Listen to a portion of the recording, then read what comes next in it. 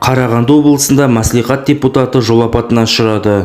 Аманат партиясының аудандық филиалының төрайымы Анар Бозаева тізгіндеген көлік 8 сиырды тапап өтіп, оларды айдап бара жатқан 2 баланы соққан. Сәлеметсіздер ме, құрметті көрермендер? Елдегі және шетелдегі жаңалықтарды алғашқылардың бірі болып көргілеріңіз келсе, каналымызға тіркеліп, лайк пен қоңыраушаны баса кетіңіздер. Бұл жерде табына бағып келе жатқан баланы мотоциклімен қосып бағып кеткен 2 баланы жаңа ғана скорыймен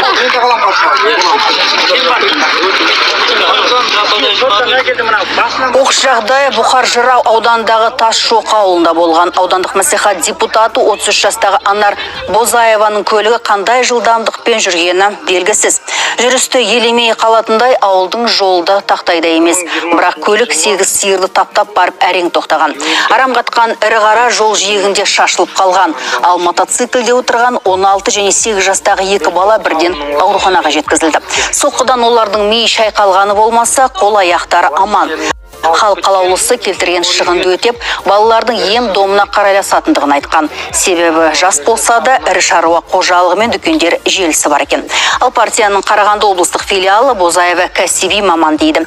Бұқар-Жырау аудандағы 2 жылдық қызметінде мін болмапты. Қазір полиция іс қозғап, сараптама тағайындаған.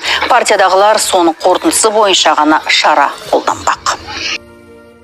Осы және өзге де жаңалықтарды алғашқылардың бірі болып көргілеріңіз келсе, каналымызға тіркеліп, лайк пен қоңыраушаны баса кетіңіздер.